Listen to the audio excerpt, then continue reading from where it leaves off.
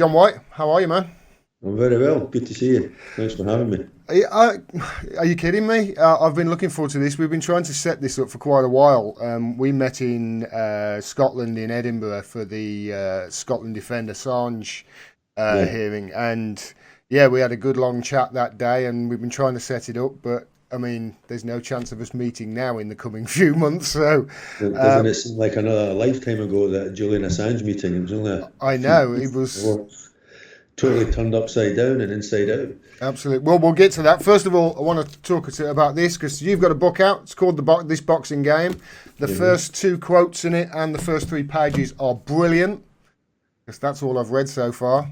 It's knowing you, John. It's not just going to be about boxing, though, is it?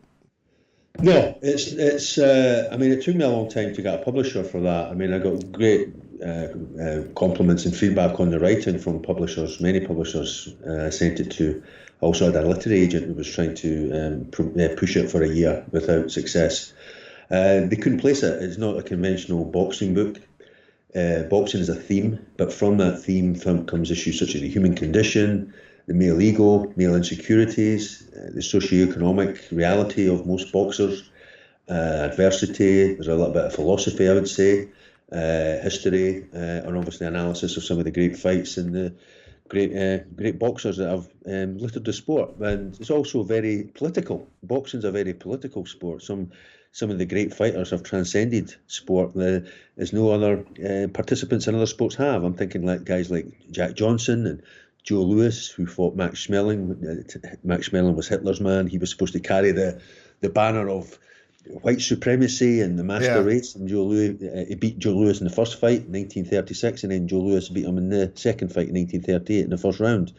You've got Muhammad Ali, of course, and the stance he took against the Vietnam War and for black pride in this country, on these islands. You've got Barry McGuigan. When he was hmm fighting in the 80s, he tried to unite the two I remember factions. Barry McGuigan growing up. I remember. I'm old Yeah. enough to remember Barry.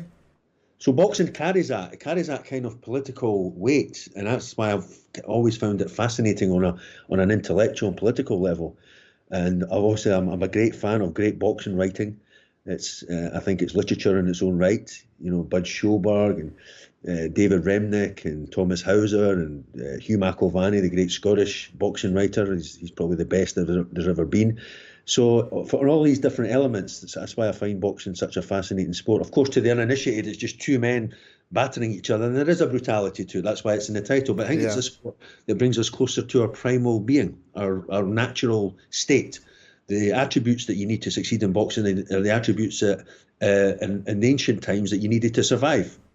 You Yeah. know, courage, aggression, speed, timing, deception. All these attributes are on display in a boxing ring, and I do think it taps into something that's innate within us, a primitive. And of course, people that go to attend boxing matches, they're allowed to give expression to those primitive instincts that you would never normally be able to in Yeah. polite society. You can bay for blood, you can shout kill him without Yeah. any. So I think on a visceral level, it's an outlet for people who would never be boxers themselves, but they can live their dream of being this dominant sort of fighting man in a ring in a controlled setting. Yeah, So get back to the tribal, yeah, primal yeah, mentality that. yeah. I think after centuries and centuries of so-called civilization and cultural development and refinement, I think we're taught to believe that male aggression is a bad thing, anger is a bad thing, especially in these times where everybody. I wouldn't say. I mean, anger is a bad thing unless if it's channeled in the wrong way, and Mhm. so is aggression. But these are natural instincts. These are natural attributes that we have, and they're there for a reason. And I think if it's channeled in the right way, they're very positive forces. Yeah. Let me just sort out the screen. I've read the while I talk to you. I'm gonna just sort out the screen because I've got it a little bit messed up here. You're a little bit too big on my screen, John. All right. Oh I'm dear. not. I'm not exactly the most gifted technical person in the world, but I do my best. Oh, you look good. You're all set up well. You got your studio there. Yeah, it's all bought from by my own audience as well. I'd get very little from from advertising, that sort of thing. I'm totally self-funded, and that's That's the beauty You about start, of what I do. What I will say is this: after just reading the first few pages and just your intro there, there is one subset of society that I think is going to be in for a rough time in the coming years, because they haven't got that fighting instinct in them and the boxer's instinct in them and all those qualities that you just mentioned there, and that's the Hollywood elite. You mentioned it in the first few pages in the book, and you even, I seem to remember you even said, yeah, they don't possess the qualities that you would need for. But did you mention something like that in the first few? But like I say, I've only read the first few pages, so. Yeah, well, when my intro into boxing was, I was very fortunate. I started at a high level in the sense of I went to a gym that was run by Freddie Roach, who's probably one of the world's premier boxing trainers for people who know boxing in Los Angeles. An acquaintance of mine, a young guy called Brad Welsh, he was a rising star in professional ranks. He'd won 6 or 7 fights as a pro. He'd won the lightweight amateur title in Britain. Sadly, he's no longer with us. He was killed last year, but he was over there training, and I went over to visit him. I knew LA because I'd been there before. I liked the place at that time, and so I thought I'd combine a holiday with going to see Brad and how he was getting on. And I had the idea of maybe writing some articles on him for the local press back home.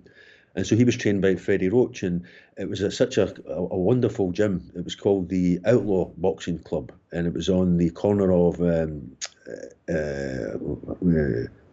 Hollywood, and I can't remember the cross street now. It's in the book, and it was the most unlikely place to have a boxing gym on Hollywood Boulevard. You know, this boulevard of broken dreams, and you saw a lot of broken down humanity at that time. They've since gentrified Hollywood Boulevard. Hollywood and Highland. And Hollywood and Highland, thank you. And you'd be a real mixture of people in there. You get rising pros, you get ex-pros, you get people who wanted to keep fit seriously, a lot of people from the movie industry. And one thing that really typified that gym and the place it held, it was like a temple of honesty and authenticity amid so much bullshit, Hollywood bullshit. Yeah. And Freddie was approached one day by Christian Slater's agent. Christian Slater was a big star in those days. So this was back in 1994. Oh, yeah, big star. 94, 95. 95 it was. And he was doing a movie, and it involved some boxing scenes. So they asked Freddie if he could come in and train there. And the agent said to Freddie, remember, make sure nobody bothers him. And Freddie said, in here, I'll be worried he'll be bothering my fighters. And so it was just a total upending of hierarchy of importance. And I think that typifies why it was such a refuge for me and a sanctuary for all those who went there on a daily basis. Yeah, these instincts, I think we're going to need them more in the coming years, because I mean, you look at the situation at the moment with this. I mean, obviously we've got to talk about the coronavirus because that's all anybody really is talking about right now. How are you coping with it up there in Scotland with this self-isolation? Because what I've seen down here is quite remarkable, really, as to how the British public have all just knuckled down and said, right, okay, all right, if this what needs to be done, let's do it, and everybody's being polite, and we're seeing what happens. Is it the same up there in Scotland? Yeah, I've been the first few days there was obviously a bit of people, it was a sense of unreality, and I think a lot of people were in denial, and so you would go to supermarkets and you would sort of self-isolate and you feel a bit awkward and embarrassed at trying to do it, and you thought, oh no, and some people you could see were not paying any obeisance to the guidelines. You go to supermarkets and everybody was still cheek by jowl. And I think it was a sense of unreality because you have to completely change the way you interact. But I have to say it's commendable how people have adhered to it. I'm in a small town and it's really, people are respectful. The streets are very, very quiet. There's no children running around the streets. That's what I was dreading, because they were closing the schools. I don't know how people are coping. Some people will be demented. Others will be coping better than others. Obviously, the financial aspects, the economic aspects are a worry. But I have been impressed with the sense of social responsibility that's been shown. And it just shows you in the midst of a crisis, you find out who you are as a people and as communities. You always get the ones who are socially irresponsible, who, the idiots who don't think that it applies to them, they can do what they want. One thing I've been alarmed by is the rise in tide of conspiracy theory. Yeah, I wanted to talk to you about that. It's really quite worrying, isn't it? And especially during now, because now we're in a period where these conspiracy theorists have all been right about something, and that's the Russiagate nonsense for the last 4 years. And it's given them credence, some of them, and now they're coming out some wild and wacky ones, aren't they? Well, look, there's a difference between. I mean, we know that governments and state actors have lied and deceived the public, and with an agenda in mind. We saw that with Iraq, for example, and Russiagate you just mentioned. But the difference between that and having a healthy skepticism towards government and towards authority, and in the embrace of conspiracy theory as a belief system, where you think every event is a conspiracy, everything the government tells you is a lie. And I've thought about that. I wrote an article about that, actually. It's on Medium. It's called Coronavirus in the Age of Conspiracy Theory. I'll send it to you if you haven't read it. Because I read it, mate. It's I read it. Was it last week you published it? I think I read it, yeah. And this is the trend that's been abroad since 9/11. And I think it's people who have given up trying to deal with the world in all its complexities, and they're looking for simple answers to complex questions about how power works, about the interpenetration of politics and economics and all the different aspects, foreign policy connected to domestic policy, the role of ideology. And it's an absence of ideology, and it's an absence of an ideological foundation that I think gives rise to conspiracy theory. And I do think it is at bottom, it's reactionary. I mean, we now have presidents who are conspiracy theorists. Yeah. Trump, Bolsonaro, the Five-Star Movement in Italy, they embrace the anti-vaccination conspiracy and cause. And the experts have said that that's been a contributing factor to the high mortality rate in Italy, especially northern Italy, where Five-Star were quite prominent, because they were part of the coalition government with Liga, Matteo Salvini's mob. So they had traction. And there was a lot of people there were not taking vaccines because they believed it was some sort of poison that the government and the Illuminati or whoever were trying to inject into them. And so it is dangerous. Now, I have close friends, or former close friends, but no longer friends because of it, who really are really obsessed with this stuff. David Icke, Alex Jones, and I'm talking about people that are successful in their lives. And they've embraced this stuff. They're watching these videos. I used to have a friend who'd phone me every night, and it would be, oh no, and and it's almost like they had religion trying to proselytize and get you to convert to their way of thinking. So there are intelligent people who have embraced this. So I used to be very disdainful of it. I'm not disdainful of it now because so many people are believing it. Especially, I've fallen out with people on Facebook and etc. And I'm sure you've seen a lot of people on Facebook. I'm just not wired that way. I am not wired to think like that. I think you have to be much more sophisticated in your thinking if you want to understand the world. So while I'm not disdainful of people who have embraced it, because so many of people that I know and respect have, I'm disdainful of conspiracy theory as a belief system. And I think it is very, very dangerous. And it's immobilizing our politics. And I think it's the absence of serious counter-hegemonic politics has left a vacuum and has been filled increasingly by conspiracy theory, and some really wacky conspiracy theories at that. Yeah, it's also stifling the debate that we really need to have as well. These conspiracy theories of. I mean, you can understand that I'm the same as you, John. I don't look at disdain towards them at all. I almost say, well, this is the natural progression of things, just because they've been lied to all their lives about everything. You go back.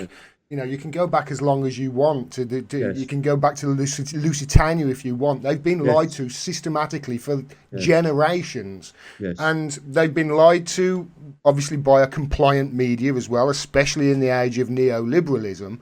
And it's got to the point now where even these conspiracy theorists, and you mentioned David Icke there, and I listened to one podcast he did the other day, and I think you mentioned Alex Jones.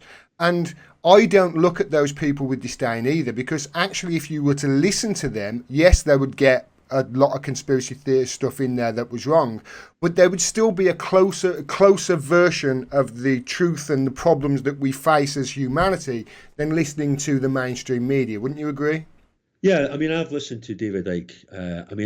David Icke lost me at shape-shifting lizards, I have to say, back when he came. He lost quite a few people back then, mate. But I have listened to him, and there's no doubt that he's definitely a dedicated man. He's an intelligent man. You're right in saying there is a kernel of truth in everything he says. He's very lucid. I mean, he's not like Alex Jones is just a crackpot. He's in a different order altogether. He's really entertaining, though. but David Icke is of a different order, and you can see why he has a huge following now. I mean, he has a massive following. Every event he speaks at is sold out, and the tickets are like hundreds of pounds. I think the events are going for hours and hours. But I think that kernel of truth is buttressed by a lot of speculation, a lot of supposition, and historical inaccuracies that creep in. And so it's like he builds a narrative that's not rooted in serious research in the sense of linking the dots between economics and politics. He starts from the point that there is a cabal, there is this hidden hand that's responsible for all these great events, and nothing is ever what it seems. And I think it feeds into it's fairy tales for adults, and I don't say that. I'm just trying to. It's fairy tales for adults. It's like the campfire, the ancient indigenous peoples around the campfire trying to comprehend a world they didn't understand, the forces of nature, and they came up with these false gods. There's a substitute for real knowledge, and there is a difference between knowledge and understanding. And I think that's where conspiracy fits in our time. Yeah, it's. I'm worried. David Icke's almost like that shaman. He's got the answers. Yeah. Knows everything that's going on, and you're sitting there wide open mouth going, and he's become like a guru as a consequence. Yeah, I don't think David Icke is. I'm the same as you. I mean, I'm almost like I say, he's closer to the truth than the BBC will. You'll get sort of a closer version of the truth from him than you will from the BBC or the Guardian, etc. And what worries me is that we've hit this pandemic at the moment. Some people are saying we're overreacting to it. For me, I look at the way we're going, and we'll cover this no doubt in the coming half hour or so, as a species and the problems we face. I think we're actually underreacting to it. I think that we really need to take this serious, and I think that this could be exactly what we bloody need to snap us into reality, because the way we're going, we're going to be like, put it this way, the way we're going, if what the models are true, I can see us being an episode of The Walking Dead in the United Kingdom within 10 years. That's how quickly things can unravel. My worry is at this time, at the moment, with these, we shall call them false prophets. That's what Chris Hedges calls them anyway, false prophets, people such as David Icke, etc. That's not to say that they are nefarious or anything like that. No. They believe what they say. But my worry is that during this time, I mean, we're self-isolating now. I'm self-isolating down in Wolverhampton. You're up there in Scotland. We're all taking this seriously and abiding by the rules, I hope so. How long is it before EastEnders and Coronation Street stop? How long is it before the programmes on the TV stop? How long is it before BBC and ITV and what have you, all of that information stops? People are going to start searching things out, and my worry is that more and more people are going to go and be flooded towards these avenues that are giving them facts that are inaccurate or that are skewed, that because people know that there's something wrong, don't they, John? They know that something's effed up with the planet, and people like David Icke know that too, and know a lot of details, and I worry that people are going to be led down the path by false prophets rather than actually, really look at the global situation, the situation we're facing as a country, and try and address it in an adult way rather than just blaming it on the Jews or whatever people do. I'm not saying that David Icke does, of course. No. Yeah, I mean, every crisis is an opportunity, and there's an opportunity for a progressive alternative to arise, or a regressive one. We saw this in the 1930s with the global depression, out of which was born fascism, vying with communism at that time. The centre ground had collapsed, politics as normal had collapsed, and we see an echo of that in our time with the 2008 global economic financial crash. The centre ground has collapsed after 10 years of austerity, and so that it gave space for Corbyn to arise from the left, but you saw a lot of nefarious actors on the right. Matteo Salvini, I mentioned. In France, you had Marine Le Pen. Marine Le Pen. You had all the rise of these anti-migrant, very, very ultra-nationalist right-wing parties. You saw the rise of Trump. In the US, it was almost like anti-politics came to the fore. And so that is what's happening now. And the coronavirus, I think, obviously has come from, when I say come from nowhere, I mean metaphorically. I believe that what we're told by the scientists, it came from Wuhan, these wet markets where these bats are a delicacy and people eat them down in that part of the world. And so you see the imbalance in the way that different countries have responded. Some countries have responded with a global responsibility. This virus is no respecter of borders. It's no respecter of culture. It's no respecter of religion. is no respecter of geopolitics. But you see the way that Trump administration, this neocon regime in Washington, has weaponized it against Iran and against Venezuela, essentially turning it into a biological weapon in that way. And you see the way Cuba has sent doctors all around the world, continuing its fantastic legacy of doing so since the revolution. You've seen the way that China sent doctors and experts and funds, and you see the way that the Russians have done. So what we're seeing is the shifting tectonic plates of geopolitical power in front of our eyes. And this has been happening for a while. It's not happening overnight, but this is another manifestation of it.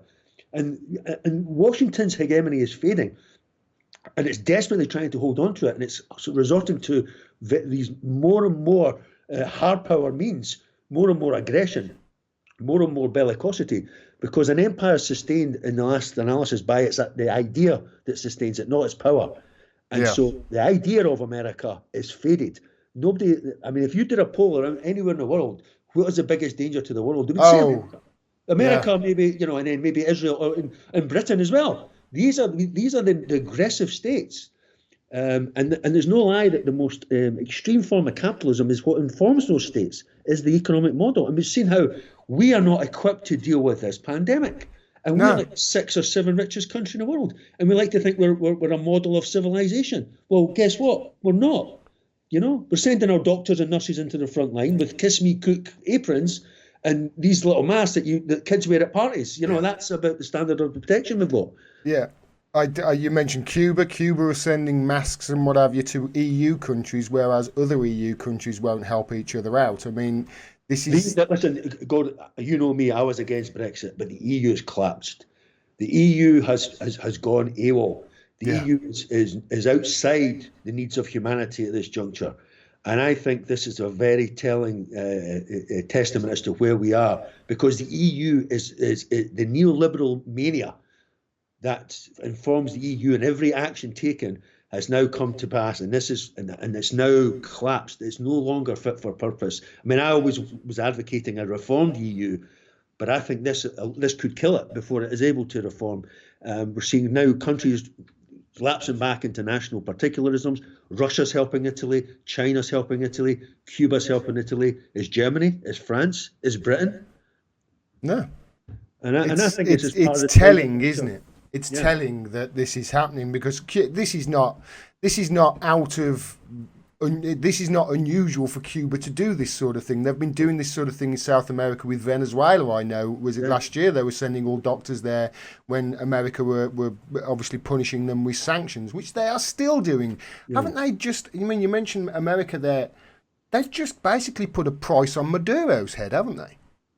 Yeah, I mean, I made the point that the famous line from Shakespeare's The Tempest, hell is empty and all the devils are here. And given where we are, I think there's a strong case for those words being engraved on the Statue of Liberty, because I think in our world all the devils really are in Washington. This is a juggernaut, a hegemonic juggernaut. It brutalises its people at home, and it's brutalising poorer countries abroad. And it's all about power, naked power. And this is the fruits of the demise of the Soviet Union in the early 1990s. You don't have to love the Soviet Union in all its aspects to understand the need for a balance of power. Mm-hmm. Going back to the Westphalian principles, the Treaty of Westphalia that brought an end to the 30 Years' War in the 17th century.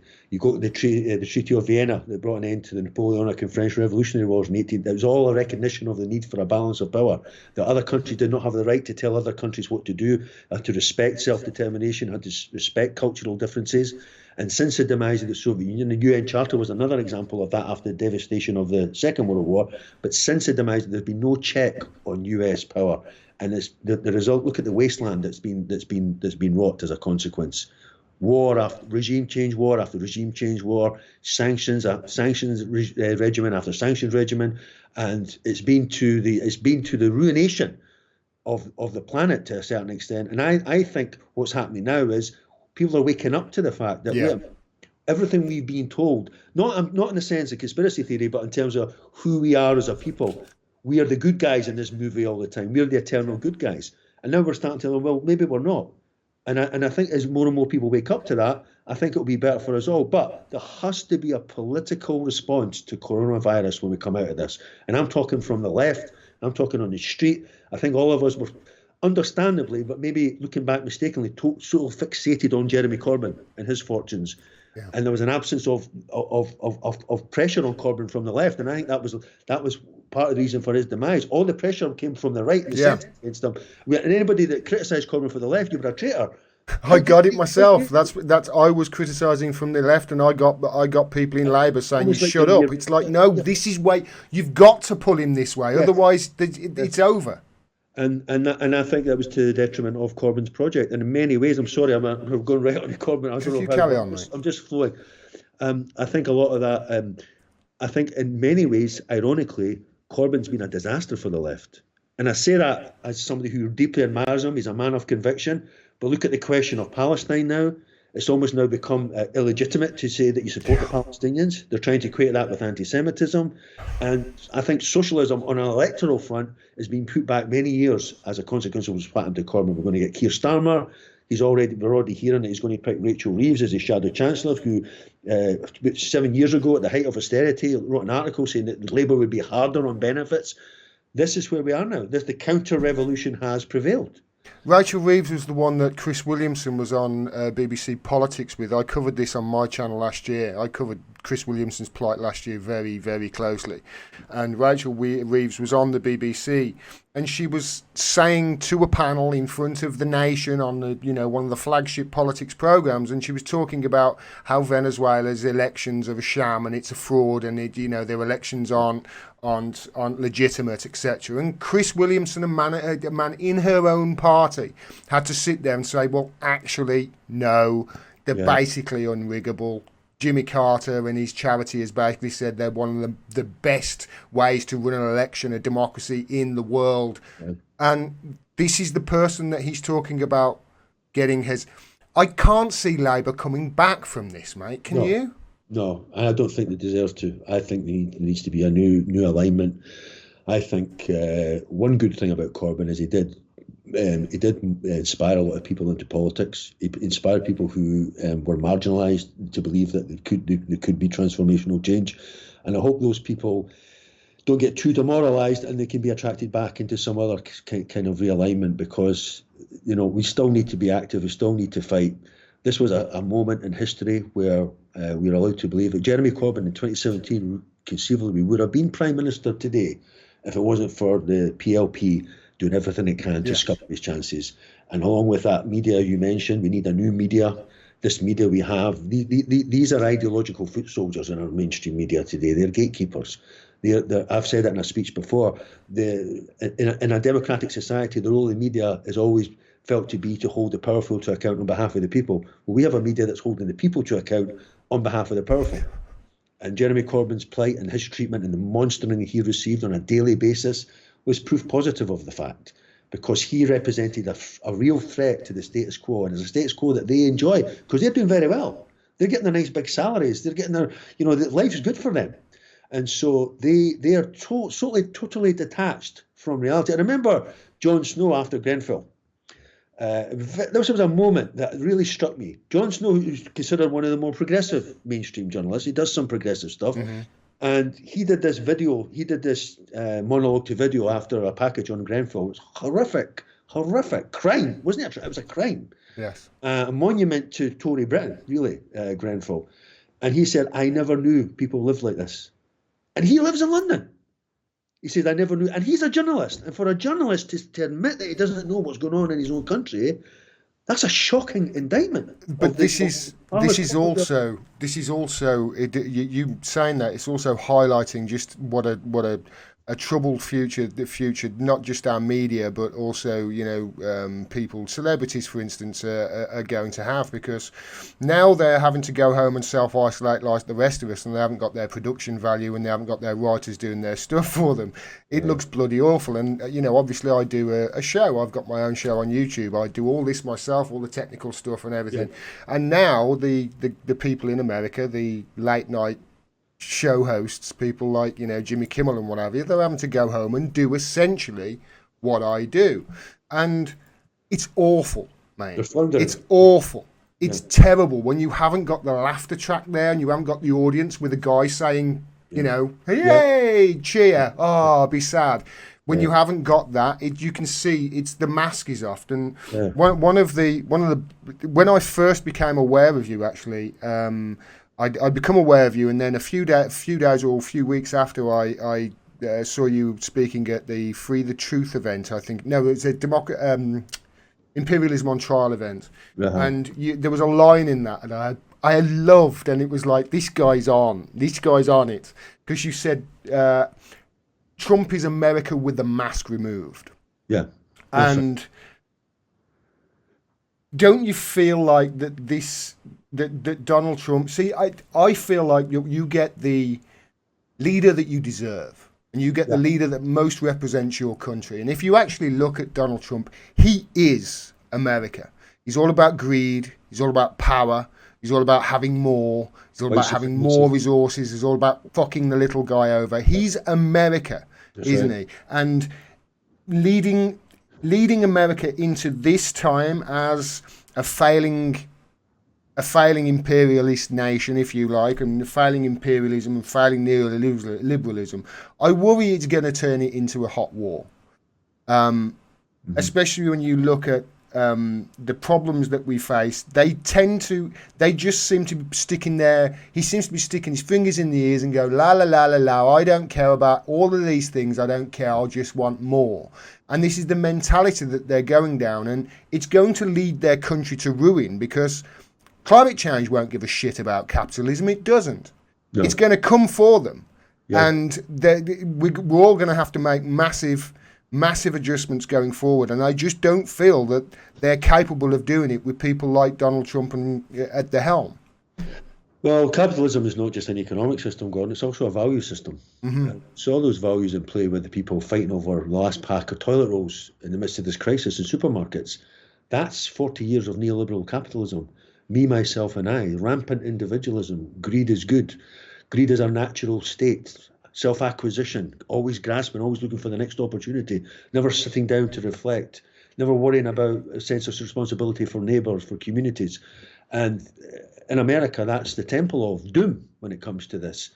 I lived there for a number of years, and I was drawn, like a lot of young people, by the myths of Hollywood, propagated by Mollywood. I mean, this is the most exciting place. You know, the streets are paved with gold. We grew up on a diet of American TV shows like Starsky and Hutch and Kojak and LA Law. And I used to look at, I want to go to the twinkling lights, the big cities. And I went there, and you know, in a past life, I was a young man who was into the gym and train lifting with weights, and you know, and I bought into that garbage. And that's where I became politicized, because I saw the huge gulf between the myth of the American dream and the reality on the ground. Rampant poverty. I remember I used to be an extra in TV shows and movies when I was there. I was there, the most prolonged period I was there was between 2000 and 2005. I was there trying to be a screenwriter, and I got to see it close up. I was actually a double for Ben Affleck in a movie. And really? Yeah, I was an extra on Friends a few times. I was an extra. Really? Yeah, I was extra in Ocean's 11. I was extra in Collateral. I didn't know any of this, mate. Yeah, I was. So I got to see it close up. And that actually fed the class hatred when I saw that the way these stars were treated, because it's like a caste system, more rigid than any you'd find in the Indian subcontinent. You know, unofficial but rigid. I mean, I remember I was an extra on the movie Steven Spielberg with Tom Cruise. I can't remember it. The sci-fi movie, the futuristic movie. I think it's from a Philip Kerr novel. Something Protocol, is it, or something like that? Yeah, something like that. Yeah. Anyway, it was. I'll have to think of that name before the end of this interview. But anyway, there was a big scene in the subway in downtown LA, and Colin Farrell was in it as well. Farrell and Tom Cruise. Yeah. I remember the one. It's the one where they were putting people away for crimes that they didn't commit. Yeah, exactly. Thought crimes and stuff. Yeah. And there was a scene in a train, and I was selected just because I was tall to be in the scene right next to Tom Cruise. Yeah. Because he's getting on a subway, so I'm actually in this movie. If you watch it, you know, I'm in it for a few seconds. I got on this train, and then Tom Cruise comes right on after me. It's so that I hide him, so he's only seen as soon as he comes on, and you're meant to look into this camera. Anyway, but the ADs, whatever you do, don't look at Tom. You must not look at Tom. You must not talk to Tom. You know, it's why not? And that was That's how that town and that country operates. The hierarchy of human worth is based on how much money you have, how famous you are, how profile you are, and what that cultivates is mass ignorance. And it's mass ignorance that allowed Trump to get into power. And Trump's a very clever man. I'm not one of these Yeah. people that says he's stupid. He's cleverly, he's cleverly bypassed the mainstream media, and he communicates with his base using Twitter. These little sound bites, and they love him. They love him. These guys who've got nothing. He's the world's best troll. They hate the liberal establishment, and with good reason, because their condition is so bad. Their conditions, and this Trump was seen as some sort of, this guy was going to be some kind of tribune of the masses, as if he was leading some kind of movement that's going to put food on the table of the benighted working class. It was obviously a lie, but he knows. He is. You're right. He is the stereotypical American god. He loves money. He's got money. He's bombastic. He's sociopathic. He's narcissistic to the nth degree. And he's the ultimate trickster. Supremacy. Yeah. He's the ultimate trickster because he's. I think it was. Is it Dave Chappelle says he was one of his jokes is when he was going there to vote. There was all these white people with MAGA hats on going, "Yeah, Trump's going to fight for me." Yeah. And Dave Chappelle was saying, "No, he's going to fight for me. I'm rich." Yeah, and so he's somehow managed to fool the people into thinking that he's their champion. When he's just bailed out the entire corporate. Yeah.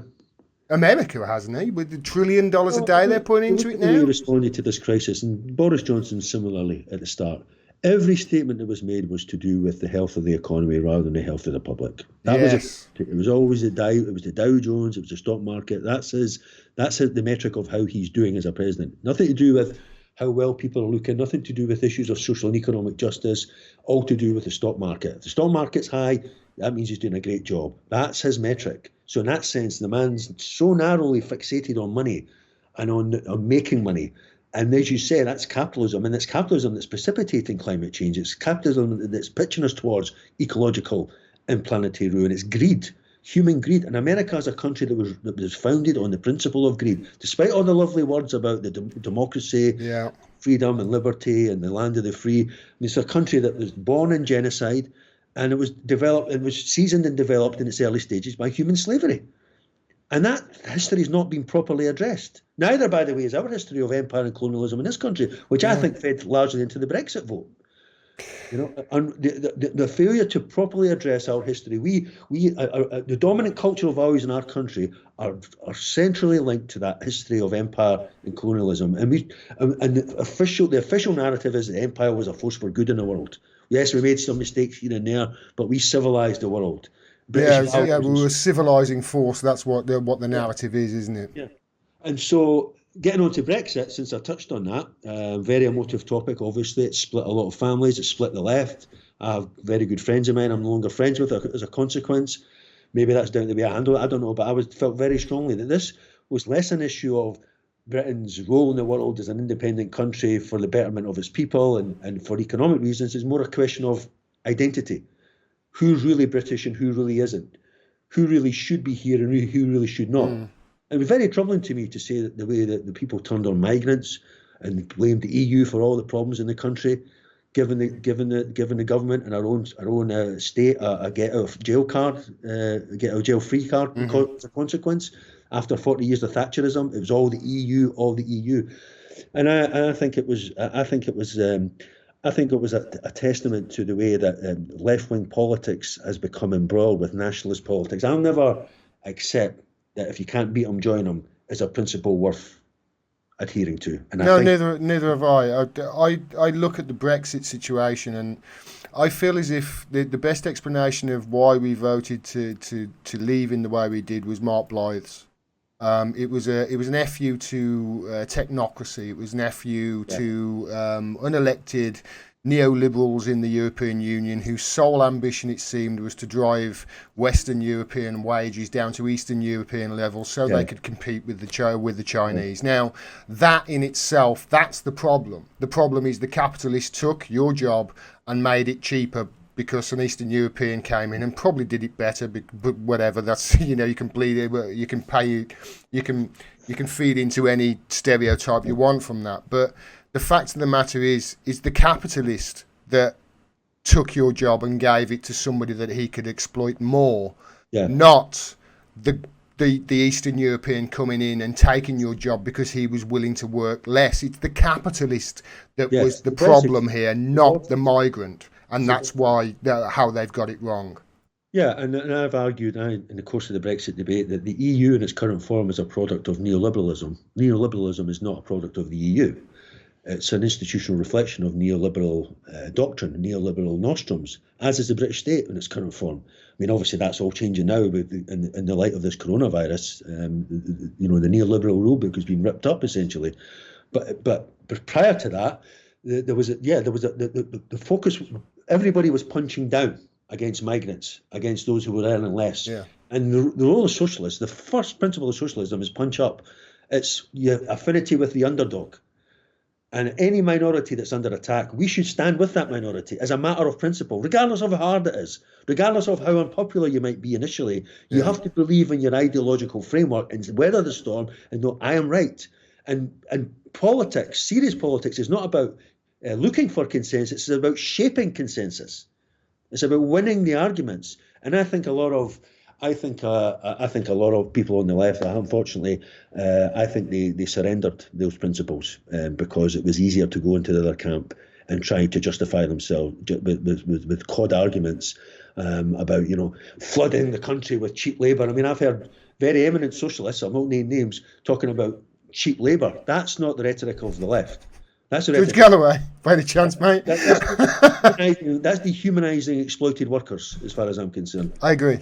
It's a rhetoric that stokes up racial rhetoric. It's I noticed there was a tweet by Nigel Farage the other day, and he's doing it again, mate. He's doing it. He's moved effortless to the Chinese now, and talking about the Chinese regime, and stoking up the racist rhetoric there. I mean, he's moved effortlessly from the Eastern Europeans to the Chinese, and you can see other people doing this as well. And sooner or later, people, I think, are going to stop, especially, I think, during this next period of time when they haven't got Coronation Street and Emmerdale Farm to keep them interested. Sooner or later, they're going to stop and think, hold on a minute. Why exactly are we all at home? Shall we figure out exactly what's wrong with the planet while we're here and what's wrong with our politics and go forward? And it's a real opportunity for us to change not just who we're listening to, but also making sure that we're having a conversation about the right things, making sure that we're not having the conversation about the Chinese regime or the migrant, making sure we're having a conversation about, hold on a minute, we're in the middle of this pandemic. Yes, it looks like that this it doesn't kill that many people. It doesn't look like that's the case. But even so, even if it only kills 1% of people, the amount of people that's going to get it's going to overwhelm our healthcare systems, and we're not prepared. And neoliberalism is the reason we're not prepared. Nothing that they're telling us right now, John, we didn't know 20, 30 years ago about the changing climate, meaning an explosion of disease. Yeah. We've known this for decades. And what did they do? They stripped down the health service and they tried to make it totally and utterly a black hole for money so they can say, see, we've got to privatise it. And you can see that they've done this.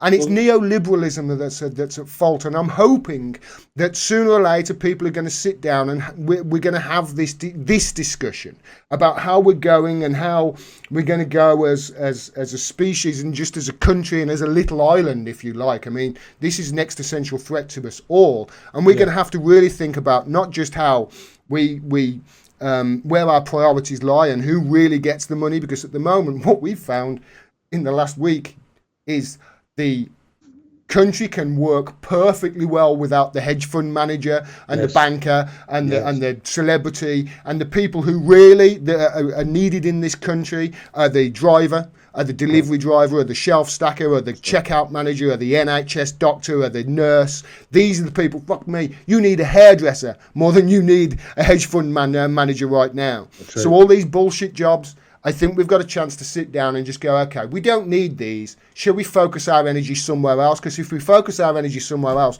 we might actually, solve some of the problems that we face as a nation and as a planet, irregardless of where the money goes. We're still going to face these problems no matter what we do. So we might as well start taking this time to have a conversation. I'm sorry, I went on a little bit, and there's no question at the end of it. I just wanted to put that out for you. So I've run with it. Gordon. I was inspired. I was getting ready to stand up and give you an ovation, but we've been nailed to the cross of neoliberalism for 4 decades and more. And it's not only corrupted us as a society, it's corrupted our values. I mentioned those earlier. It's corrupted our priorities. Celebrity, fame, or any cost, football, sport, they all have their place. Not fame, but sport has its place. But those have become our priorities. And politics has been left to the politicians, as it were. There's nothing less democratic than an electoral system which has one election every 5 years, and then you go like that and say, okay, go back to the pub and do. We've got to change that, haven't we? Haven't we got to take this time to just look at that? And I think there's been a reevaluation of, as you mentioned, who we prioritise in terms of people in our society, workers, people who were looked on as being lowly in terms of the esteem in which they were held as workers, because the job they did not come attached with a high wage. As you mentioned, supermarket workers, delivery drivers, bus drivers, carers, NHS staff. Those are the people that matter in our world. And those people should come out of this. That should not just be a pat on the back. That should actually inform a new politics that we have to build from the bottom up. Every house needs a floor, but it also needs a roof. Our house, if we use that analogy, hasn't had a roof. The greed has gone skyrocket. There's nothing that these people can't earn. Bankers' bonuses, CEO salaries. It's absolutely obnoxious and wholly immoral that that's been allowed to obtain. And perhaps it was going to take something like this pandemic to reorient people's thinking to say no more. Enough is enough. And just think, Gordon, if this pandemic happened next year, do you think the NHS would even be in an even worse state, given that Trump was clearly intending on making the NHS up for grabs as part of a bilateral trade deal in this post-Brexit reality that we're in? That's the worry, and it would have been horrific if this had happened this time next year or even later, because I think the NHS would have been well on the way to being privatised in all but name. Now everybody understands the centrality of the NHS. And what is the NHS? It's socialism. It's a socialist institution. That's why the Tories have always hated it. But they knew it was so beloved that they had to, as you rightly say, incrementally degrade it, underfund it, so that they can say, look, we can no longer fund the NHS. We have to start letting the market in. That's the reality that we were faced with, and I don't think they'll be able to do that ever again. For generations, ever again, they'll ever be able to tinker with the NHS. And they're going to have to put proper funds into the NHS and to the doctors and nurses and people who work in the NHS, but also supermarket workers. Why?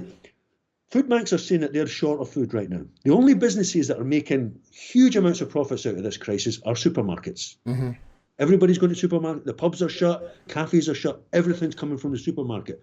Why are they not contributing some of those profits back into society to help us through this crisis? Why are they not doing that? That to me is something that needs to be looked at. So some people are profiting and profiteering from this crisis, and others are suffering. So I think there has to be a more sustainable economic model that comes out of this. It has to be, because if not, we're looking at a ruination. And my worry is, we mentioned it earlier, the false prophets, like the Nigel Farages, even more pernicious, much more pernicious than David Icke, in my opinion, because he has a mainstream platform. They will gain more influence. That's the danger. And so we really need to make sure that our voices are heard and heard loud and clearly. Yeah, if we can't learn from this pandemic, I mean, like I say, there's a very small percentage death rate. I mean, I've covered stories from Italy that there's doctors that have been saying, actually, we saw this as early as November last year, definitely in December. That's what they're saying. So this could have been around for a long, long time, and we don't know how many people are infected just because we haven't got a test for everybody yet. Yeah.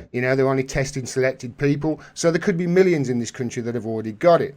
Now, if that's the case, the conspiracy theorists there that we were talking about earlier, they're all on Twitter at the moment saying, oh, there's only a 0.1% death rate, and how many of those people who are dead actually would have died this year, and blah, blah, blah, blah, blah, blah, blah. But here's the thing. You're missing the whole point here. First of all, we have to flatten the curve.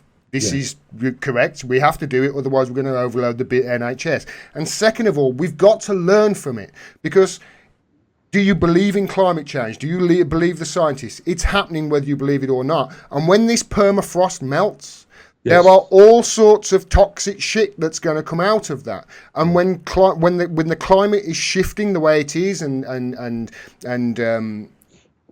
the autumns and summers and springs, they're all and the seasons are extended. You're getting extended periods where other viruses can mutate. We had the Ebola in 2012 that came out. That there is a lot of evidence to say that reason that came out was because of deforestation. I think that's the word, deforestation. Deforestation is the word, yeah. Yeah, and they're pushing, animals closer and closer to us, and they're obviously intermingling with us, and then you've got the climate changing. It's not just the permafrost, obviously, the amount of diseases that are going to come out of there that have been buried for thousands of years, but it's also, our changing climate is going to mean that these diseases are going to happen. And it's going to be more frequent. We've already seen it. And in the coming decades, it's going to be the norm rather than, it's just this one pandemic this time. And we've got to learn from it, because if we don't, dis-ease. Ease is something that's easy. You float through it. The opposite of that.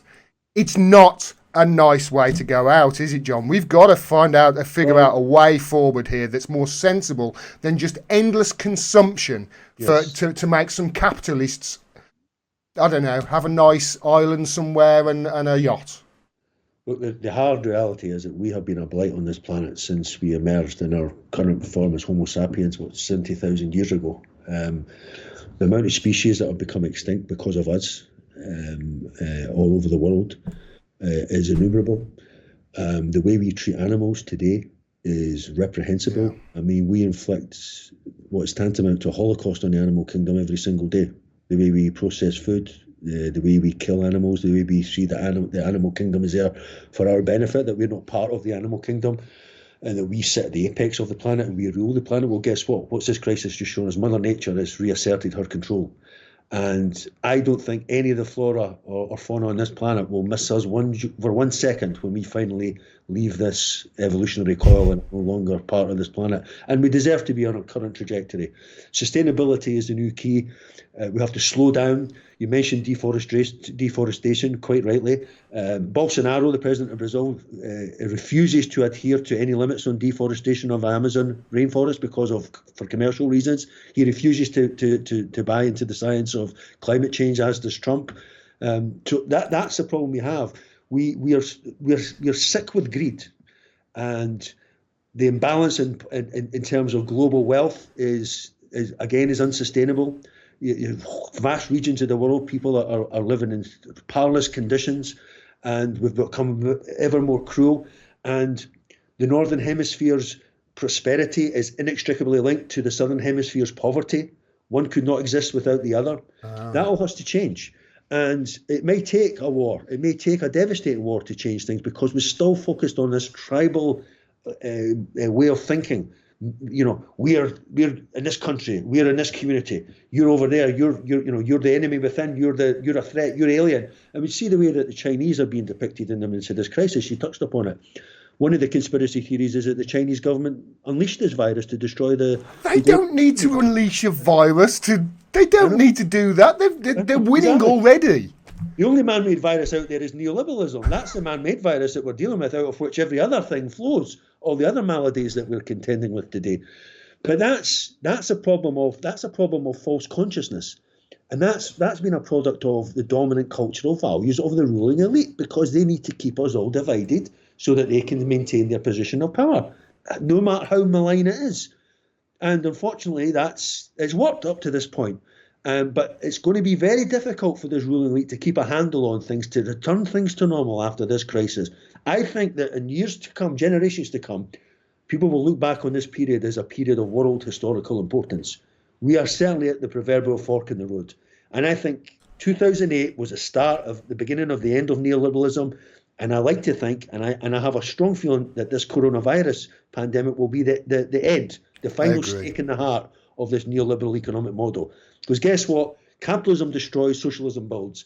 What did it return to when there was a crisis of this sort? Socialist principles of wealth distribution, of planning, of organisation. The whole country's been mobilised. One thing that was wonderful to see was when they put the call out, NHS England, for, was it 175,000 or 250,000 volunteers? They got over 700,000. Yeah. So we are, despite all the years and years of being hammered with this neoliberal propaganda about what it means to be human, how you should live your life, there is still something innate within us, Gordon, the feeling of compassion, of cooperation, of solidarity. And those feelings are consonant with our species being. The feelings that we've been imparted with to replace those, competition, individualism, greed, those are not consonant with our species being. These are things that we tap into in moments of extremists. Always being aggressive, always hyped up, always having to move. And that's unnatural. That's why we've got loads and loads more incidences of mental health issues, of fractured communities, of violence. That's because we're not living according to our species being. We're not living in harmony with our species being. And I hope that this crisis, out of this, people will understand the need for connectedness, for caring about one another, the value in volunteering. Our happiness is something that's external, not internal. It's what you do that makes you happy. It's not who you feel you are or what's done to you that makes you happy. Vanity, narcissism, all these things. How many people do you think are buying the latest jacket out of Harvey Nichols right now? How many people are buying the latest? Everything, all our priorities, everything we thought was important has suddenly been turned upside down. And it's a wonderful thing. It is. There's a real opportunity. I mean, you mentioned that some people are saying that this is a Chinese virus. No. It's not a Chinese virus. I know who to point the finger at with this virus, and I think it's one man, and I think it's Jeremy Corbyn.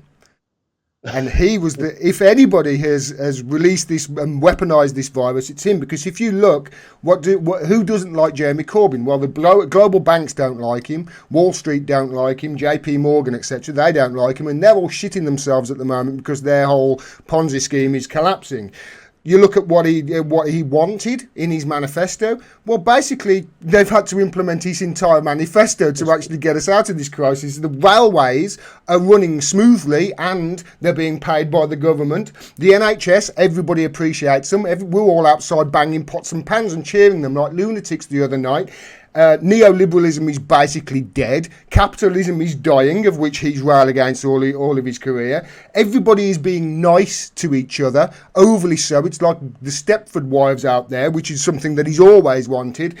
The elderly, the sick, and the vulnerable people that he's always championed. They're at the forefront of everybody's minds. And lastly, if you want any more evidence that it was Jeremy Corbyn that released the coronavirus on the world, we're all thinking about growing our own vegetables now. Well, here's the thing, and I say this tongue-in-cheek, obviously. To date, at time of this interview, Boris Johnson has come down with symptoms. Matt Hancock, and now today, this very day, Dominic Cummings. Jeremy Corbyn, Jeremy Corbyn at 70 years old is swanning around London like he owns a place. So is this a left-wing virus? I don't know. Is this a Bolshevik virus? I don't know. It all seems to be right-wing people, prominent people that are catching it. But being more serious, you're absolutely right. Everything Jeremy Corbyn argued was made common sense. Isn't it funny? All those things they say we couldn't have, they're the very things that they have to do in the time of a crisis. And what they've been doing, they've had to ditch it. Yeah. Piers Morgan's now got the NHS symbol on his avatar on his Twitter account. He's a man that was part of the problem in Monster and Corbyn, putting him up against the wall metaphorically as being some kind of unreconstructed terrorist sympathiser. This jam-making, allotment-tending, Quakerish socialist, been on the backbenches his whole life, a man of unpopular causes, abroad and at home. Suddenly he was. We were taught to believe that this man was the reincarnation of Reinhard Heydrich approaching the election, and it worked. People say that Brexit was the reason that Corbyn. Now, I think Corbyn's Brexit policy, it was the only one he could have come up with because the country was split down the middle. I think the second referendum was wrong. I think he should have said, we'll negotiate a better deal. I think the second referendum was too convoluted. It made him look weak when he refused to take a stand on which side he would campaign for if a second referendum. That was a disaster electorally. But Corbyn himself was a genuinely decent man. He had a connectedness with the people wherever he went that was not staged. It was not fake. It was authentic, because he really understood how people were suffering, and he empathised and sympathised with that suffering. But I think many of the qualities that he brought to be elected Labour leader on a landslide were weaknesses in the context of the white heat of this electoral war, this war that he was faced with. There was not enough pushback. But I don't blame him, because he was surrounded with enemies, this PLP that was treacherous. Yeah. That was part of the problem. But there was an extra parliamentary Labour Party that grew in size.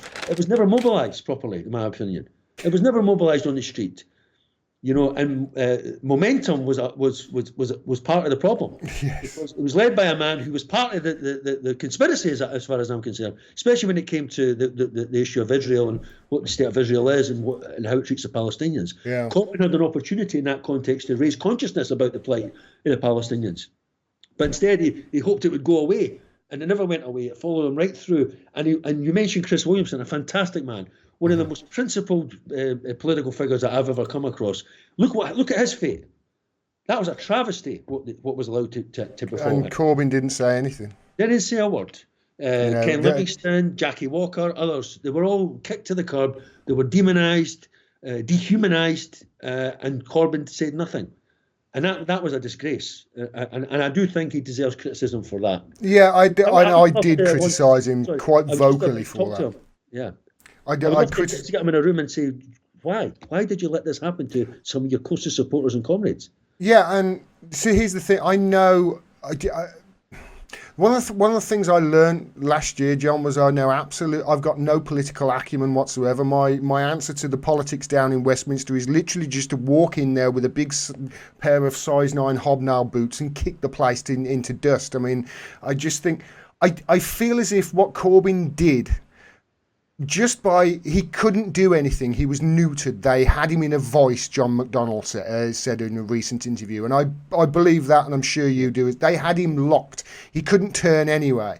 But just by him merely being there and refusing to budge and refusing to leave, what he did was he highlighted everything that was wrong about the political system that we've got, and all the bad points, they all came to the surface. And my mate Garland Nixon in America, he says this, he says he feels as though it had to get this bad so that everybody can see it for what it is and see, hold on a minute, what we've got down there at the moment, it clearly isn't working, because he's a leader of a political party that has got basically the overwhelming backing of all the members of that party, that he's being neutered and stifled, and everything that he's trying to do for these people, he's being stopped at every turn, not by the opposition, but by his own parliamentary and politics in his own party. And they're getting in the way of progress, aren't they, mate?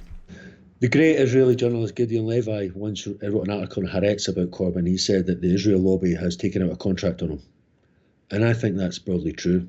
I think the entire British establishment was brought to bear to stop him getting into power. Media, political, civil service, security. I think that this was unprecedented, what was unleashed against Jeremy Corbyn. And it wasn't so much his domestic policy. We've seen that his domestic policies are by and large being followed now. It was to do with his stance on foreign policy.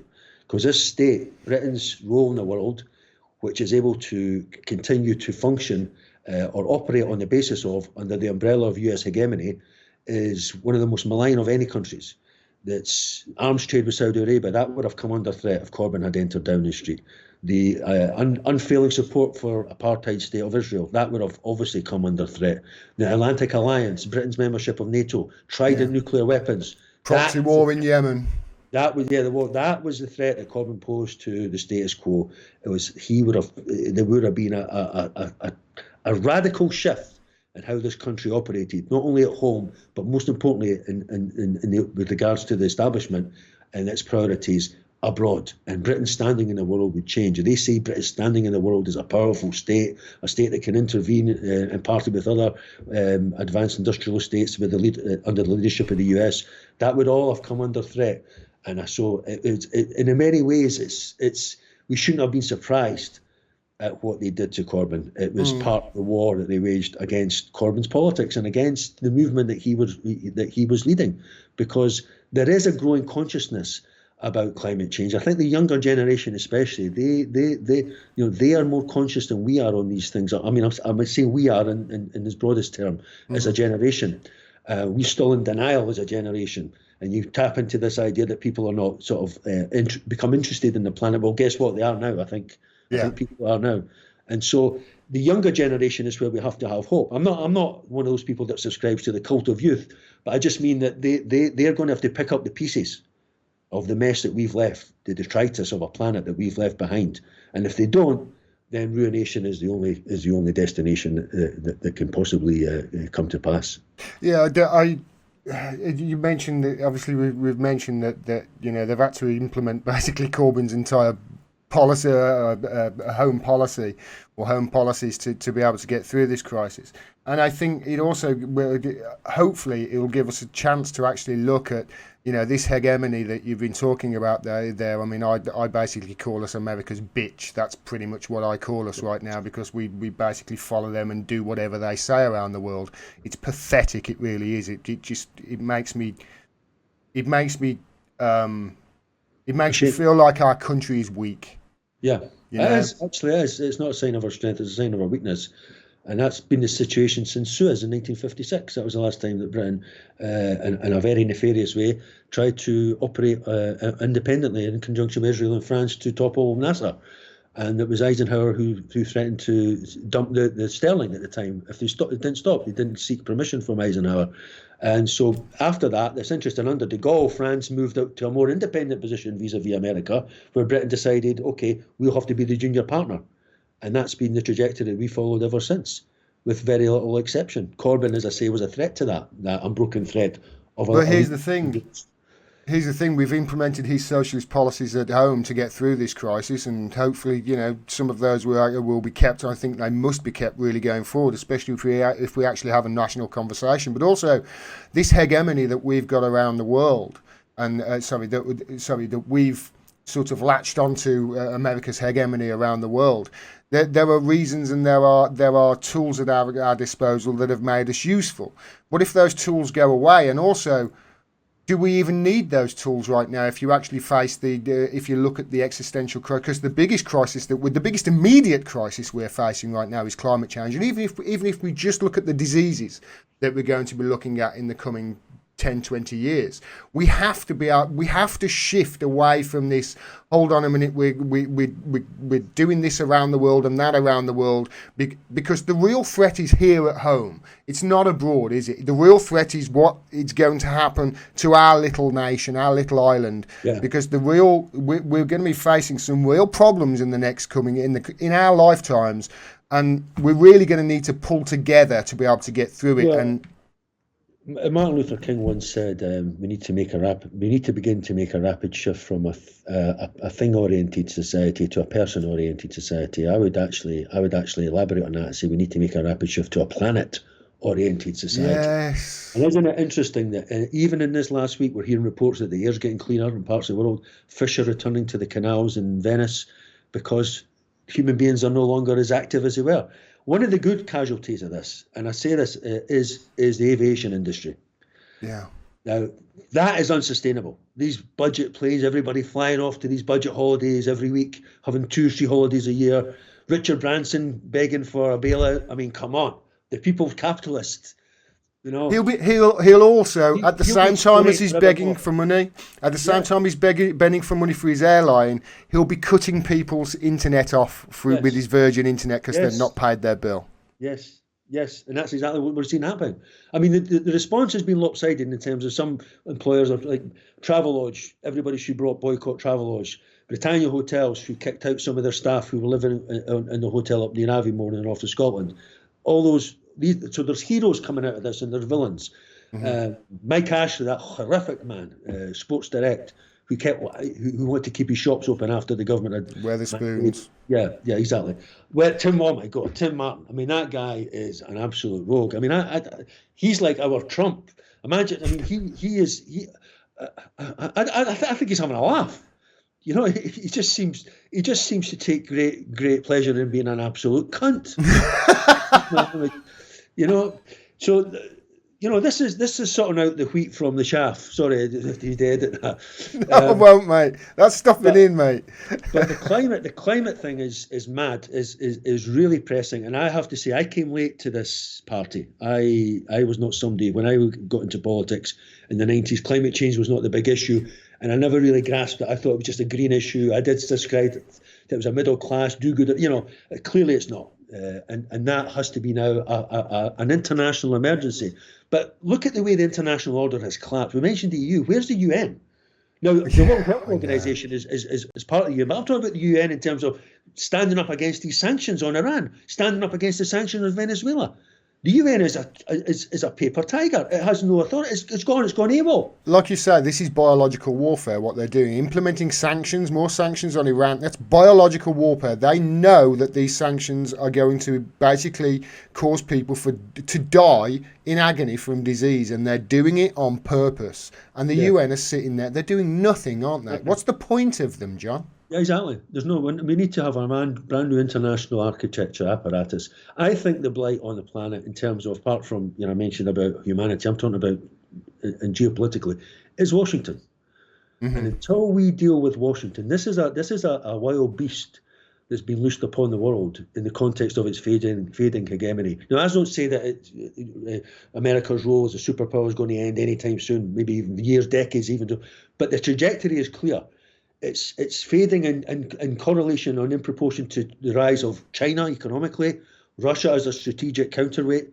It's definitely fading, and more countries are looking to the east. Look at the way the staggering array of infrastructure projects that China's involved with in its Belt Road Initiative. People would be amazed. All bridges, airports, 6,000 miles of motorway a year. Yeah. Unbelievable. A year. We can't resurface the M6. They've been fixing it all of my life, and China are building 6,000 miles of road a year. 3 emergency hospitals to deal with coronavirus in the space of 2 weeks or so. That's the level of organisation that China can bring to bear. But the developmental model that China introduced to Africa has done more to alleviate poverty in Africa than the IMF ever did, because IMF went in to extract. Yeah. Didn't go into to input. Now, China's not obviously doing it for itself, but China sees the long-term goal. It's a longer-term model. It's more sustainable, and it's a partnership, isn't it? Absolutely, it's a partnership. So they get infrastructure, improved infrastructure, and China gets economic opportunities, and that's what's been happening in Latin America. Venezuela would not be able to function today without China's help because of the sanctions. Same with Iran. Yeah. And that's without taking into consideration all the African countries I mentioned that have really benefited from China's rise as an economic force. So that's the way the world was headed. Now, I'm not saying that every country, China doesn't have its own internal problems with political repression and freedom. Of course it does. So does Russia. But that's not the point. We're having to talk about something that's sustainable. And then obviously these other issues must be tackled, but not by Western power going in from the outside saying, we want, who are we to dictate to Libya? Who are we to dictate to Iraq or Syria about our role in the world has been the most malign of any set of countries in human history since the Roman Empire. What we've done to devastate the world for all these wars that we've unleashed for nothing more than geostrategic and economic interests. I mean, I think America has 800 military bases in 70 countries around the world. Does anybody think that those bases are there to make the world safe for democracy? They're there to make the world safe for Western global corporations. Corporations, yeah. The majority of the bases that are in the Middle East are basically there just taking care of oil refineries and other sorts of other places where they can extract resources. That's all it is. They're basically just almost security forces for their capitalist bum chums. And another thing that really I think is important is the lack of accountability when it comes to our war criminals. I mean, Uh, I saw a tweet last night. Alistair Campbell, the Independent, he was playing the bagpipes for a nurse who was coming home. Touchy feely Alistair. And as I tweeted, I say that just sounds like the Scots Guards marching into Basra in 2003, armed with that Alistair's dodgy dossier. The fact that him and Tony Blair and Sir Richard Dearlove, who were key in Britain making the argument for why Britain should participate in that criminal war, out of which we're still living with the consequences of that war, and we will be for many, many years to come. There's been no accountability, not 1 second of justice of any of those men faced for what they did. Blair's been off to go and amass more wealth than a Crassus. I know. Alistair Campbell's a beloved figure in the commentariat. You know, in the US it's the same. You know, Donald Rumsfeld, George W. Bush, Dick Cheney, none of those monsters have faced 1 second of accountability. That's going to come back to haunt us. It is. There's going to be a reckoning for that. I do hope so, and there needs to be, because I mean we're seeing a real sharp turn. I mean, we have seen it gradually over the last day or two, the last year or two, especially the authoritarian cloak coming down on us. And I can see that, you know, they're going to be clamping down on more instances of people rebelling, etc. What about these motherfuckers that have lied us into war? What about these people, you know, if somebody goes out right now in Derbyshire and drives to the moors and goes out and goes and walks their dog and they've driven 10 miles, a policeman will probably stop them and fine them because yeah, you're fining out, you've driven too far for your state mandated daily exercise, you know? What they face repercussions on a daily basis. I did a video just last week of police who had gone in and tipped over a barbecue that people were having. You know, these are people that, you know, maybe they were poor and they needed to band together to get food or whatever. There were so many different reasons that you can't just walk in there and with your jack boots on and kick over somebody's barbecue, especially when the BBC, they bring on, as the voice of the pandemic and the voice of the UK's response to the pandemic, Tony Blair, Alistair Campbell, like you said, people who lied us, responsible for killing hundreds of thousands of people, yet their opinions are suddenly still valid. What about those people's opinions who have got no food, who the police are currently cracking down on? What about those poor areas now that have got drones going around them? You think fucking Cliff Richard's area down in London, down in Knightsbridge, has got drones going around it? No. It's one rule for one and one rule for another. And if we're going to have this authoritarian clapdown, it needs to be on all of us equally. Yes. Because I'm fed up of this shit, and I know that other people, especially in the working class and the poor from poor backgrounds, are feeling the same way. These motherfuckers have got away with war crimes. And not only have they got away with war crimes, but they're also punishing and trying to kill the one man who has exposed all of those war crimes. This is not an equal society that we live in. Let's stop pretending that it is and start addressing it. That's what I really feel that we should do going forward, and have this conversation and stop listening to people like Tony Blair, because the man should be in prison, if you ask me. Yeah, I think very good, very well said. I think I go back to what I said earlier, that our value system has been corrupted by our history of empire and colonialism. And we've developed as a society a colonial kind of outlook, so that we believe that we do have the right to go and fight these wars. We have done, you know, without interruption for the last few hundred years. And when there are war crimes like Iraq, then it's a mistake. It's incompatible with our cultural values. But if Russia bombs civilians, as it's been alleged to have done at various points in Syria, or China was to do something like that, then those are not war crimes. That is completely in keeping with their cultural values, which are inferior to ours, which are barbaric. Imagine if Russia had been responsible for Iraq. Imagine if China had been responsible for Iraq. It would be such a global cri de coeur. It would be non-ending even today. And yet we're responsible, but Russia's getting sanctioned. America's responsible, but America's the one that's dishing out the sanctions. Yeah. And there's an inversion of truth and an inversion of justice when it comes to these matters. And that's why it's important that the whole world can see that Tony Blair got away with committing that war crime on the basis of lies. Alistair Campbell has not been made accountable. And so We don't learn the proper lessons as a consequence. So there'll be an aspiring Tony Blair right now in short trousers and Fetty's playground, in the private school where Tony Blair went to spent his initial educational period in Edinburgh. It's an esteemed private school. Now I used to live close to that school, and I used to walk past it, and I used to think of all the crimes that have come out of these establishments: Eton, Harrow, Fetty's. I think those are our radical madrasas.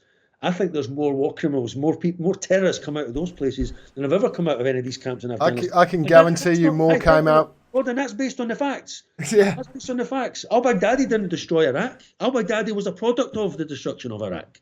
And so, unless there's a consequence for these crimes, then they'll happen again and again and again and again. That's why they need to. It's not because of revenge. How many bankers went to prison because of the 2008 financial collapse? Not one. Not one. But we got austerity. We've been nailed to the cross of austerity for the last 10 years. We paid the price for that. Yeah, and hasn't that been shown to be the bunch of bullshit we all know it was in the last few days? Given all that we've just articulated there, all this crap, why has there not been an uprising? This is the role of the media. The media is the message. Ideas are more powerful than weapons. And they've sought to legitimise what's been happening to people. Food banks, and we now accept food banks. We now go into a supermarket and we buy an extra box of bran flakes and put it in a box. That would have been anathema in the 1970s. It would have been, nobody would have accepted that for a day. We accept it. So we're like frogs in that, the pot. If you put frogs into a pot of boiling water, they'll jump out. But if you put them in cold water and you slowly heat up the water, they'll stay there until it's too late to jump out. Stupid frog. That's what we are. We take it. There obviously have been moments. I mean, look at what's been going on in France with the yellow vests. I went over there. That was and Macron's hated over there. But I think in many ways this could save Macron's bacon, because his policies in response to coronavirus are even more radical than Boris Johnson's. He's put a real strong economic and financial. He can use this as an excuse, almost, can't he? He can use this coronavirus as an excuse to clamp down even more on it. Yeah. So we have to get the balance. You're right to say about authoritarianism. I mean, I do think that I don't think there's, again, we'll go back to the issue of conspiracy theory. I don't think there's any kind of sinister agenda being followed here about getting people to stay at home. I think it's socially responsible.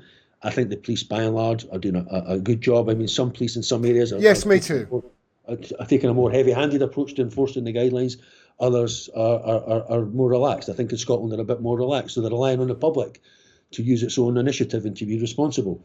But you're right in saying that they can't start looking for parties in working class areas and leave middle class and affluent areas alone when it comes to enforcing these guidelines. But I think the role of the police in our society is a noble one in many ways. It's maintaining a status quo that doesn't deserve to be maintained. We go back to the miners' strike, Orgreave. There's been still no accountability for that. Hillsborough, that campaign at Hillsborough, there was no justice at the end of that. Those families fought bravely and tenaciously for decades, and the only officer that was charged walked free. Yeah. How can that be possible?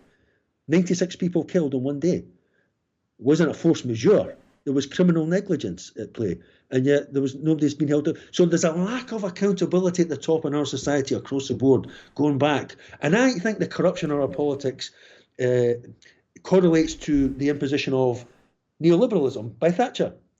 If you look at the quality of politicians we had in the 70s, these were mostly really professional, dedicated politicians who were in it for the right reasons. Now it's a transmission belt from Parliament to Cabinet to some corporate boardroom. And so that's been a corruption of our politics, which mirrors a corruption of our value system, because we live according to neoliberal values. And that has to change. And I hope it does change when we come out the other end of this coronavirus crisis. Do you think that we can use this? You mentioned an uprising there. Do you think that we can use this this sort of lockdown that we're going to be in? I mean, I can't see us. I certainly can't see us getting back to any sort of normality for a good few months. And probably half a year, I would have thought at the moment. But do you think that we can use this time, to have that uprising, but sort of almost a digital uprising where we're not in the streets? Yeah. Well, when I say uprising, obviously I'm not advocating violence, But I'm saying that Yeah, I it's didn't not. think It's for a not. second you were, mate. No. It's based on how much suffering people are going to be prepared to take before something gives, and I've described austerity as a mass experiment in human despair. But unfortunately, but in many ways, it's affected the people at the bottom as in economically. And so a lot of people have been able to carry on as normal, more or less. Maybe had a little bump in the road business wise, but a lot of people are still okay.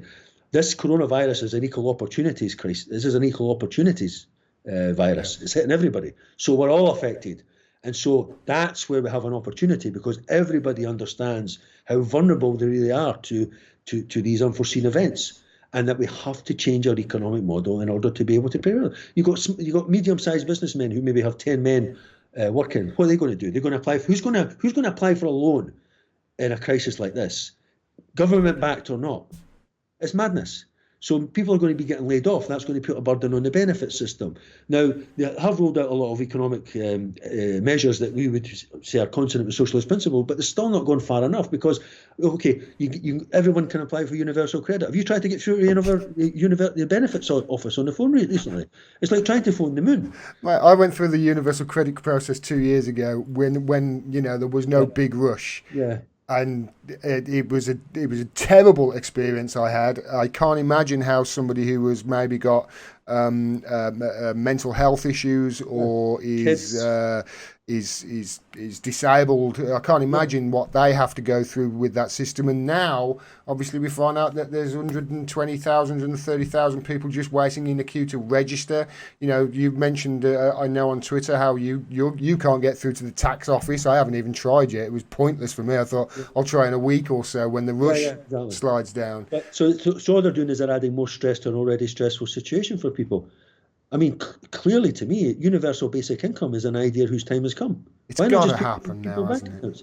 No. So although this government is running counter to its guiding ideology, it's still not going far enough, because universal basic income, what would be the words that would be applied to that?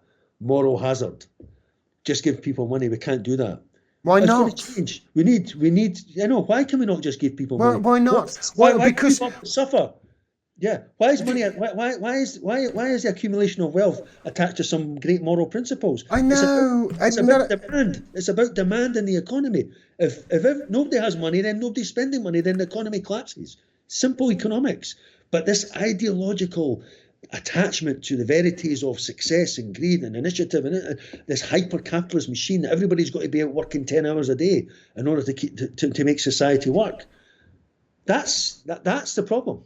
We've been told a lie and just going along with it. I wanted to talk to you. I wanted to mention, there's something that we haven't touched on. I mean, the war angle. I mentioned that I'm worried that it's going to turn into a hot war. The doomsday clock is now this year, for the first time in history, being read in seconds, not minutes. Uh-huh. And they mentioned the climate. They mentioned 3 reasons. The climate was one. I can't remember what the second one was. Nuclear weapons was the second one, and failing democracies was the third one. I want to ask you what can you see as a country, us going forward, to sort of, because our democracy has obviously got massive problems. America's is even worse. I mean, it looks like their election this year is going to be between a man who said you can do anything with women, you can grab them by the pussy, and he's going to be up against a man who actually did do that thing by the look of it. That's how ridiculous their democracy has got over there. And over here, we saw what happened to Jeremy Corbyn last year. That was not a fair fight at all. He was fighting with both arms behind his back, to use a boxing metaphor. What can you see going forward, we can use this period, can't we, to try and, as a people, demand something better. I mean, I've been talking for quite some time about wisdom of the crowd, and how that is just an amazing system that brings just incredible results, even if it's just guessing how many jelly beans are in a jar. So surely we can use this sort of thinking going forward, can't we? And what's your vision going forward of what geopolitical we can do? Geopolitical level, I think the challenge is how we manage Washington's decline. We're in a very dangerous period of interregnum. The dying of the old world, to paraphrase Gramsci, and the rise of the new is yet to be born. And what we are experiencing now, I would say, are consonant with birth pains. We've got an out-of-control administration that's operating irrationally at every turn, pulling out of the JCPOA nuclear deal with Iran in 2018, sanctioning Iran.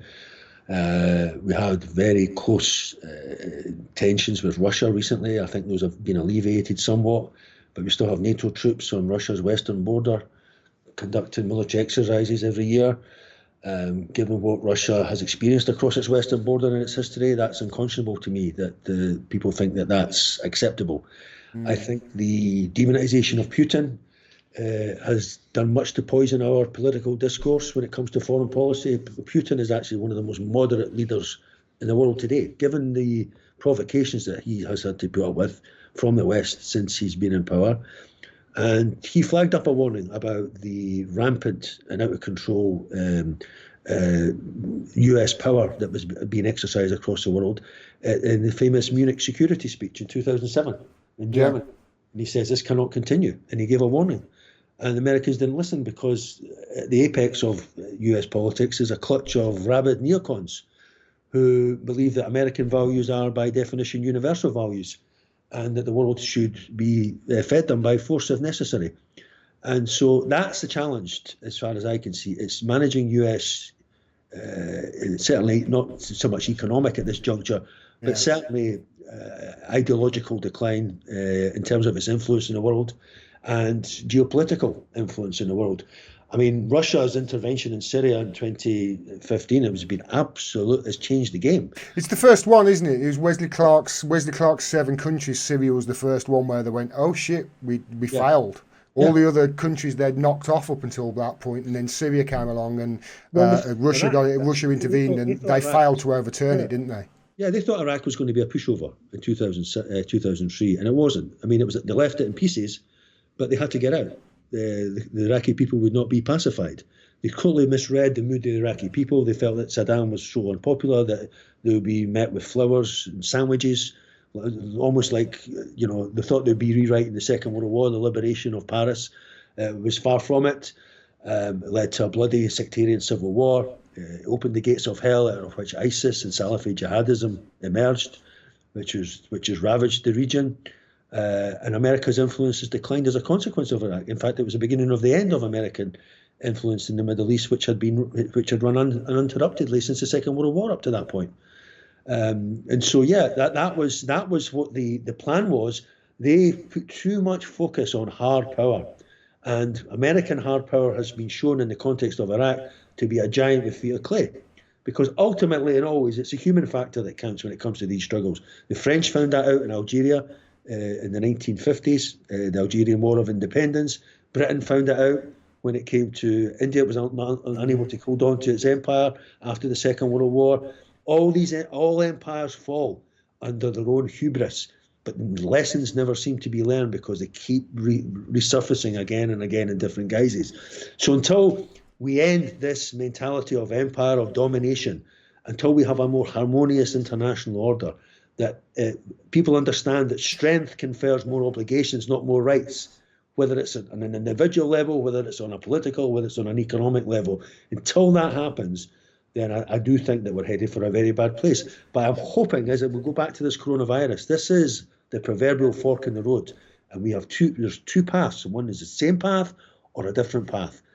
And the future of future generations of this entire planet will depend on which path is taken at the end of this. I totally agree with you, mate. I was listening to Noam Chomsky last night, and he mentioned something. He was saying basically something very similar, and he was saying these problems that we face, and they are huge and they are many, as we've outlined just a few of them in these conversations, but they can be addressed with the right kind of governance. This is not something that we can't address them. We can adapt, and we can figure out a way through a lot of the problems that we are going to face in the future. My worry is that you mentioned there that Washington is the big problem, and I do agree with that, especially because I believe that neoliberalism has certain traits that are seen in fascism as well, such as high militarism, a highly militarized economy, with a penchant for war, and war as long as you get economic profits. You Yeah. know, those things are very similar, and obviously over there at the moment you've got, you know, I mean, I think he's just a fascist. His tendencies, and you know, they're going more and more fascistic along the way. And then you've on the other side, you've got the Democrats who, quite honestly, that Nancy Pelosi, she needs her face next to the word neoliberalism. I really worry that if this carries on unabated, that we can't follow them anymore, can we, John? Surely we're going to draw back, aren't we? There's a famous quote, erroneously attributed to the US novelist Sinclair Lewis, who was a socialist himself. I don't know if you're aware of his work in the 1930s. I don't know. He wrote Babbitt, a famous novel, and he wrote "It Can't Happen Here," which was warning that fascism can happen here, i.e. in America. But the quote goes that when fascism comes to America, it will be wrapped in the flag and carrying a cross. It will not be jackboots. And I think you're right in saying that Trump is a proto-fascist. He's got fascist tendencies. He sees the Constitution as an inconvenience rather than something to be upheld. I think it's the way the country's going. The ever more cruelty with which people are coerced in America, lack of healthcare for millions of people, its prison industrial complex. I mean, American prisons more people than the entire world combined right now, over 2 million. The racial divisions, the polarization on different cultural minorities over there, it's never been as bad. And it's only been held together by force. Malcolm X once famously said that if you don't understand what's going on in Mississippi, you can't understand what's going on in the Congo. And what he understood was a foreign policy rooted in hard power and imperialism rests on foundations of social and economic injustice at home. And so that's what we are dealing with when it comes to Britain in a smaller sense, and certainly with the United States. But I increasingly, when I see Trump speak and when I hear Boris Johnson speak and Joe Biden, it's unconscionable to me that he was selected. And I think the right word is selected to be the Democratic candidate. Yes, selected, yes. I mean, this man is, I mean, I don't say this to downplay dementia, but he's certainly shown signs of his senility. He's part of the problem. Bernie Sanders is the only one that could possibly beat Trump because he can appeal to the hearts and minds of the working class. On the basis of class consciousness instead of false consciousness. But it seems to me when I hear these people speak, I automatically in my mind, the word comes up, these are yesterday's men. Yeah. When them speak, they're speaking the language of yesterday. And I don't think I'm the only one. They come up with the same arguments that don't apply anymore. And I do think that people are waking up to the fact that this is not a world that we can sustain. And no. these people are representative of the old world, of greed, of rampant capitalism, of war. War is the tool at the top of the toolbox when it comes to adjudicating international affairs, rather than one that should be kept at the very bottom and never really used unless it's for defence. You know, diplomacy has to make a return, the art of diplomacy. But in the recent years, since the Bush administration, since 9/11, in the US, diplomacy has been seen as being for wimps. You know, it's either our way or the highway. So these are yesterday's men with yesterday's formulas for today's problems and future problems. And I think when I look at Alexandria Ocasio-Cortez, she gives me hope. Tulsi Gabbard gave me a little bit of hope for a while until she decided to, I don't know why, to endorse Joe Biden. I mean, Tulsi, no. I know, exactly. So there are shoots of hope, you know, green shoots of hope that are emerging in this field we call planet Earth. And I do think it's one of the tragic things this year has been the demise of Corbyn and the demise of Bernie Sanders. And even in the midst of this crisis, who has been the voice of reason in America? It's been Bernie Sanders. Yeah. He's making the points that need to be made. Joe Biden's gone missing. He's in his library in his home, and he's Well, they can't put a camera in front of his face at the moment because every time he speaks, he says something ridiculous. I mean, it got to the stage the other day, John, where I felt sorry for him and was disgusted by him within about a 4-hour period. And you can see here that he's clearly not going to be the nominee. It looks for all intents and purposes like they're going to put Cuomo in, who is just an awful, more of the same neoliberal. And now the left are trying to prop Cuomo up as to be this great progressive hope. He's not a progressive. He's a capitalist. His father was a capitalist. They're going down the same routes again. They're doing the same things over and over again and expecting different results. This is insanity, isn't it? Well, it's the same kind of men. They campaign in poetry and they rule in prose, don't they? They say what needs to be said to get them in. They come up with flowery platitudes, warm, fuzzy words of community and hope. Barack Obama was the biggest disaster for progressive politics America's ever had. Here was a guy, I mean, symbolically his presidency was very important because of the racial thing. He brought people into politics who had been disenfranchised. Poor black people, poor white people, brought people together on this message of hope. But it was vacuous. It was completely vacuous. This is a man who was party to the destruction of Libya, despite railing against George Bush's policy in Iraq. He said he was going to close Guantanamo on his first day. Guantanamo is still open today. He bailed out Wall Street. He cozied up to Wall Street.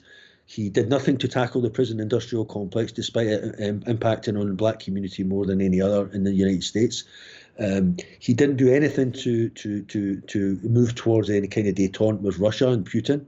So people are getting sick and tired of the same cardboard cutouts, the same mannequins who are coming into power on the basis of lies, on saying anything that they can to get in power, and whether it's because they're changed by office, the office shapes them. Because when you become the president of America, you automatically become the CEO of an empire that's rooted in blood. So if you're going to continue that way, then you become a war criminal by definition.